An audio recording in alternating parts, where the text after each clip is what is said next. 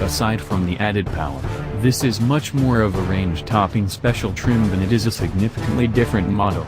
Like the R, the SVR comes only with all-wheel drive and an 8-speed automatic transmission. Operating it in manual mode is more pleasant, in part because the paddle shifters behind the wheel are made out of aluminum instead of plastic like on other automatic F-types.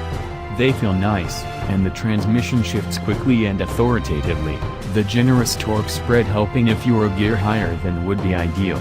If companies keep calibrating automatics like this, manual transmission enthusiasts will find less and less to grumble about.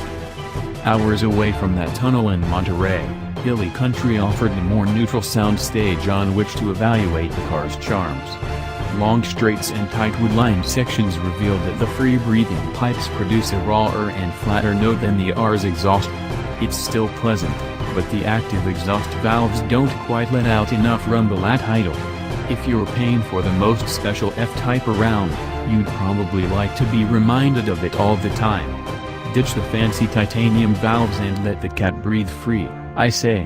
At least the thin-walled piping is good for a 35-pound weight savings.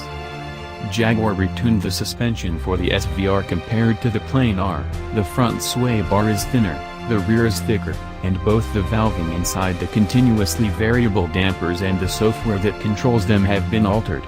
Suspension response is stiff but not punishing, and a pleasant reminder that you're in something purposeful and special.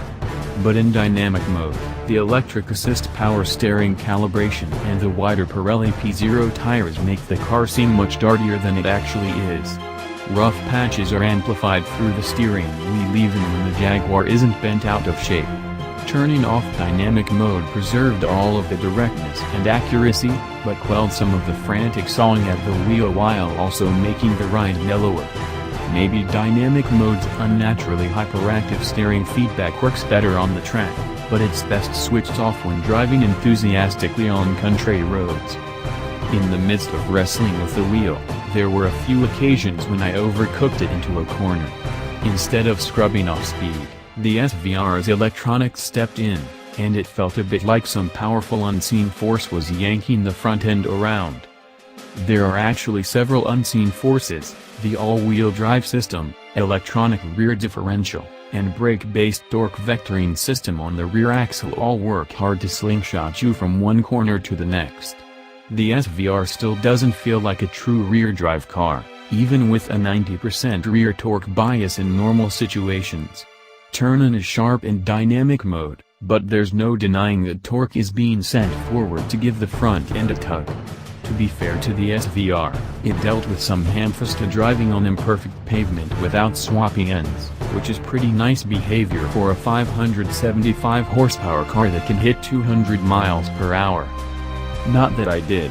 However, I did go up the speedometer enough and back down again to fall in love with the carbon ceramic brakes. Not long ago, this race-bred tech was squeaky, grabby, and worked poorly when cold. These binders, however, are sweethearts with a crushing grip that's easy to modulate and deadly serious when needed. The carbon ceramics reduce unstrung weight by 46 pounds and are part of a $12,000 option pack that includes the 20-inch wheels they fit behind.